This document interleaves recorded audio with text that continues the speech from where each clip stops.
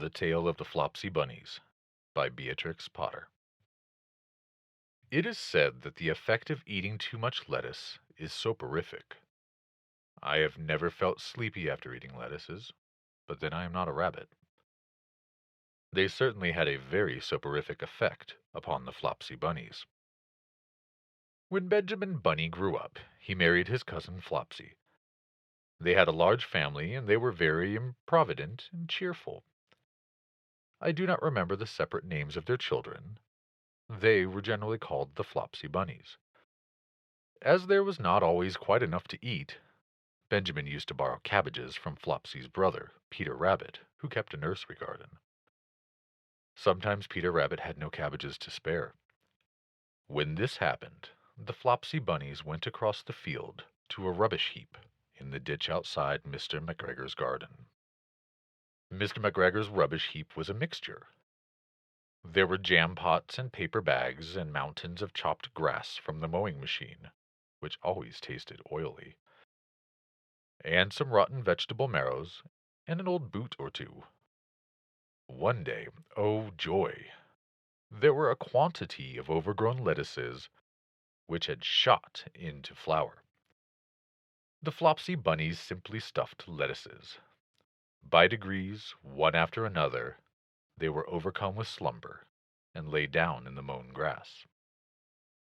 Benjamin was not so much overcome as his children. Before going to sleep, he was sufficiently wide awake to put a paper bag over his head to keep off the flies. The little Flopsy Bunnies slept delightfully in the warm sun. From the lawn beyond the garden came the distant clackety sound of the mowing machine. The bluebottles buzzed about the wall, and a little old mouse picked over the rubbish among the jam pots. I can tell you her name. She was called Thomasina Tittlemouse, a wood mouse with a long tail. She rustled across the paper bag and awakened Benjamin Bunny. The mouse apologized profusely and said that she knew Peter Rabbit. While she and Benjamin were talking, close under the wall, they heard a heavy tread above their heads, and suddenly Mr. McGregor emptied out a sackful of lawn mowings right upon the top of the sleeping Flopsy Bunnies. Benjamin shrank down under his paper bag. The mouse hid in a jam pot.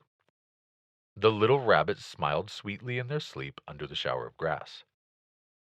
They did not awake because the lettuces had been so soporific. They dreamt that their mother Flopsy was tucking them up in a hay bed. Mr. McGregor looked down after emptying his sack. He saw some funny little brown tips of ears sticking up through the lawn mowings. He stared at them for some time. Presently a fly settled on one, and it moved. Mr. McGregor climbed down on to the rubbish heap. 1, 2, 3, 4, 5, 6 little rabbits, said he as he dropped them into his sack. The Flopsy Bunnies dreamt that their mother was turning them over in bed. They stirred a little in their sleep, but still they did not wake up. Mr. McGregor tied up the sack and left it on the wall. He went to put away the mowing machine. While he was gone, Mrs. Flopsy Bunny, who had remained at home, came across the field. She looked suspiciously at the sack and wondered where everybody was. Then the mouse came out of her jam pot, and Benjamin took the paper bag off of his head, and they told her the doleful tale. Benjamin and Flopsy were in despair. They could not undo the string. But Mrs. Tittlemouse was a resourceful person. She nibbled a hole in the bottom corner of the sack.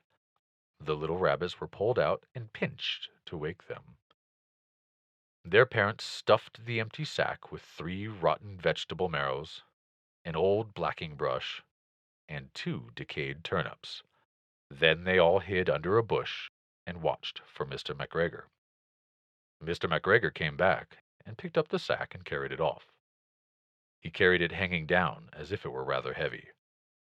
The Flopsy Bunnies followed at a safe distance, They watched him go into his house, and then they crept up to the window to listen.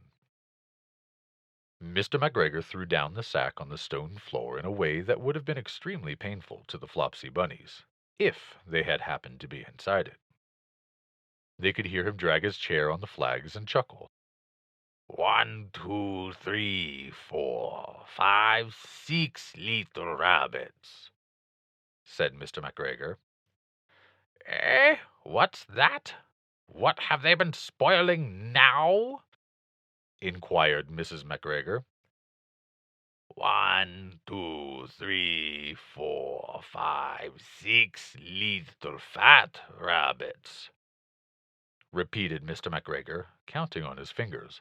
1, 2, 3. Don't you be silly. What do you mean, you silly old man? In the sack. 1, 2, 3, 4, 5, 6, replied Mr. McGregor. The youngest Flopsy Bunny got upon the window sill. Mrs. McGregor took hold of the sack and felt it. She said she could feel 6, but they must be old rabbits, because they were so hard and all different shapes.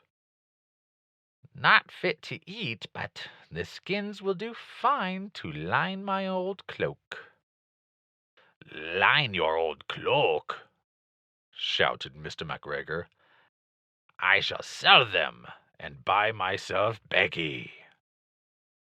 Rabbit tobacco. Mrs. McGregor untied the sack and put her hand inside. When she felt the vegetables, she became very, very angry. She said that Mr. McGregor had done it on purpose. And Mr. McGregor was very angry too. One of the rotten marrows came flying through the kitchen window and hit the youngest Flopsy Bunny, and was rather hurt. Then Benjamin and Flopsy thought that it was about time to go home.